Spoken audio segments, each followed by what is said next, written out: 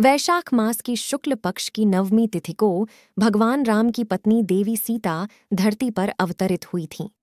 हम में से ज्यादातर लोग रामायण के केवल उस संस्करण के बारे में जानते हैं जिसमें बहन सूर्पणाखा की नाक कटने के बाद बदले की आग में झुलस रहा रावण देवी सीता का अपहरण कर लेता है। लेकिन भारतीय पौराणिक कथाएं रहस्यों की एक अनोखी दुनिया है। मूल ग्रंथों, शास्त्रों के अलावा ऐसी लोक कथाएं और मौखिक परंपराएं हैं जो इन महाकाव्यों को ज्यादा आकर्षक बनाती हैं। इनमें से कई कथाएं आपको हैरान कर सकती हैं। रामायण की पूरी कहानी सीता के अपहरण और भगवान राम और रावण के बीच युद्ध के इर्द गिर्द घूमती है। बहन सूर्पणखा की नाक कटने के बाद रावण ने बदले की भावना से सीता का अपहरण किया था। हालांकि कई लोक कथाओं और प्राचीन ग्रंथों में माता सीता को रावण की पुत्री बताया गया है। ऐसा कहा जाता है कि माता सीता का जन्म धरती से हुआ था। राजा जनक को खेत जोतने के दौरान सीता एक कलश में मिली थी। राजा जनक सीता को घर ले आए और उनकी परवरिश की। उत्तर पश्चिम में रामायण के एक संस्करण के मुताबिक सीता को मेनका की दिव्य संतान कहा जाता है, जिसे राजा जनक ने गोद लिया था। कुछ ग्रंथों में सीता को जनक की असली पुत्री बताया गया है। वेदवती का अवतार सीता रामायण के कुछ संस्करणों में माता सीता को वेदवती का अवतार बताया गया है।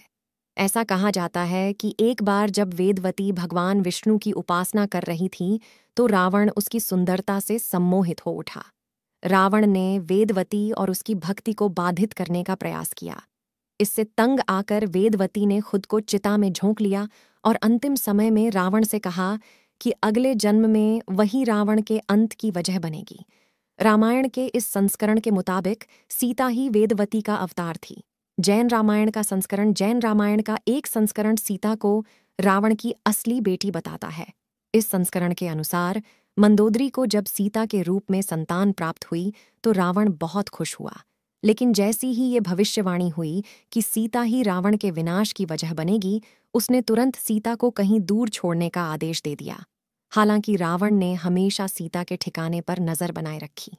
जब रावण को पता चला कि सीता किसी जनक राजा को खेत में मिल गई है तो वह बहुत प्रसन्न हुआ कि उसकी बेटी आज भी एक रानी की जिंदगी बिता रही है। जैन रामायण के अनुसार रावण अपनी अपनी बेटी सीता के स्वयंवर में भी शामिल हुआ था। रावण यह जानकर काफी खुश था कि उसका विवाह अयोध्या के राजा राम से हो रही है।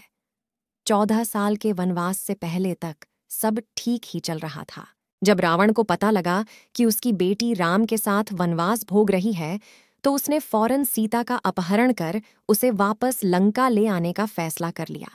लोगों ने इसे रावण के प्रतिशोध के रूप में देखा, क्योंकि राम लक्ष्मण ने उसकी बहन सूर्पणखा की नाक काट दी थी। हालांकि रावण अपनी बेटी को दुखों के छूंगल से निकालना चाहता था। यहाँ तक कि रावण की पत्नी मंदोदरी ने भी सीता के प्रति उसके प्रेम को गलत समझा, क्योंकि वह नींद में उसका नाम दोहराता रहता था।